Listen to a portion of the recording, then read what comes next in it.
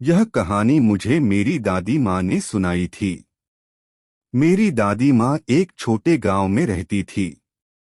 ऐसा कहा जाता है कि उस गांव में भूतिया चुड़ैल रहती थी और ऐसा ही भूतिया चुड़ैल से मेरी दादी का सामना हुआ था। वह एक चुड़ैल थी, खुले बालों और भयानक डरावने चेहरे वाली।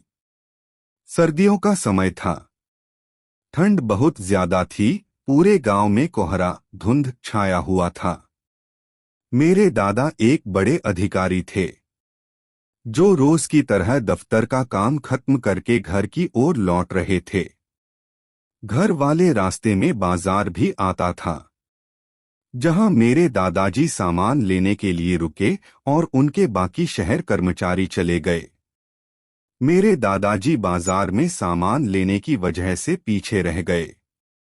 सामान लेते लेते दादाजी को पता नहीं चला कि कब शाम हो गई। जब दादाजी ने घड़ी देखी तो पता चला कि आज तो घर पहुंचने में बहुत ज्यादा देर हो जाएगी। तो दादाजी ने सोचा कि जंगल के रास्ते से जाऊंगा तो जल्दी पहुंच जाऊंगा। इसलिए दादाजी ने गाड़ी जंगल की तरफ घुमा ली। शाम होने के कारण जंगल में बहुत ज्यादा अंधेरा हो गया था। दादाजी तेज स्पीड में गाड़ी चला रहे थे, तभी उनके सामने एक औरत आ गई। औरत को देखते ही दादाजी ने तुरंत गाड़ी रोक दी। दादाजी ने औरत की तरफ देखा तो वह औरत बहुत जोर जोर से रो रही थी। दादाजी को लगा कि है किसी मजदूर की पत्नी होगी जो रास्ता भटक गई है। रास्ता सुनसान था, इसलिए दादाजी ने सोचा कि इस महिला की मदद करना जरूरी है।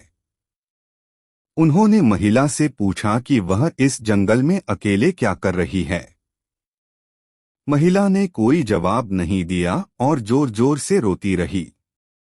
ऐसा लग रहा था कि सारा जंगल उस महिला के रोने की आवाज से गूंज रहा हो। दादाजी ने पूछा कि आपका घर कहाँ है, फिर भी वह महिला कुछ नहीं बोली। दादाजी ने उसको बोला कि तुम मेरे साथ मेरे घर चलो। जिसके बाद वह दादाजी के साथ चलने के लिए मान गई और दादाजी के पीछे वाली सीट पर बैठ गई। गांव में घूंघट डालने का रिवाज होता है, जिसके कारण उस महिला ने भी अपने सर पर घूंघट ओढ़ रखा था और उसका चेहरा ढका हुआ था। फिर दादाजी घर की तरफ निकल गए। घर पर सभी दादाजी का इंतजार कर रहे थे। जैसे ही सबने गाड़ी की आवाज सुनी, सब भागकर दादाजी के पास आ गए। जब सभी परिवार वालों ने उसे महिला को देखा तो दादाजी से पूछा। दादाजी ने जंगल वाली पूरी बात बताई और कहा कि अब यही खाना बना देगी। लेकिन दादी माँ को उस महिला पर शक हो गया। दादी को लगा कि है कोई चोर है जो घर का सामान चुराकर भाग जाएगी। दादी माँ ने उसे रसोई में जाकर खाना बनाने के लिए कहा, जिसके बाद वह महिला बिना कोई जवाब दिए रसोई की तरफ चली गई। रसोई में सारा सामान रखवाने के बाद दादी माँ ने कहा कि सबको भूख लगी है, इसलिए जल्दी से खाना बना दो। दादी माँ ने उसे रसोई में भेज तो दिया था, लेकिन उनका मन अभी भी शांत नहीं था। 10 मिनट बाद दादी माँ रसोई में पहुंची तो देखा कि अभी वह महिला मछलियां बैग में से मछली निकाल रही थी, जिसको देखकर दादी माँ को और भी गुस्सा आ गया और उन्होंने बोला कि तुमने अभी तक खाना बनाना शुरू ही नहीं किया। कब खाना बनेगा और कब हम लोग खाएंगे? उस महिला का चेहरा अभी भी ढका हुआ था, इसलिए किसी ने भी उसका चेहरा नहीं देखा था। दादी माँ ने उसका चेहरा देखने की कोशिश की, लेकिन उसका चेहरा नहीं देख पाई। दादी माँ ने बोला कि जरूरत हो तो बुला लेना, लेकिन फिर भी वह महिला कुछ नहीं बोली। दादी माँ को लगा कि शायद अनजान लोगों की वजह से यह झिझक रही है। जिसके बाद दादी माँ चली गई। रसोई में अजीबोगरीब आवाज आ रही थी। फिर 10-15 मिनट बाद दादी में रसोई में आई तो रसोई का नजारा देखकर दादी माँ बहुत डर गई। उनके पैर वहीं पर जम गए। दादी माँ के गले से आवाज नहीं निकल रही थी। दादी माँ ने देखा कि वह महिला रसोई में बैठकर कच्ची मछलियां खा रही। रसोई में मांस और हड्डियों के टुकड़े बिखरे हुए पड़े थे।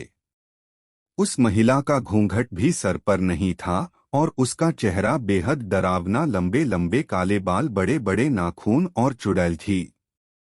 वह चुड़ैल मछली खाने में मगन थी, इस कारण दादी माँ पर उस चुड़ैल का ध्यान नहीं गया। दादी माँ से चिल्लाई भी नहीं गया। दादी माँ को लगा कि यह और ज्यादा भयानक ना हो जाए।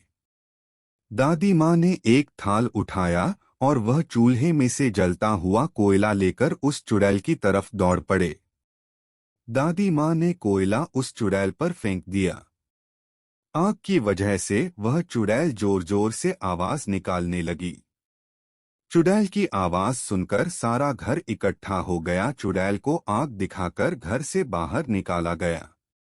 चुड़ैल की आवाज इतनी तेज थी कि आसपास के सभी लोग अपने अपने घरों से बाहर आ गए और सभी ने चुड़ैल को देखा।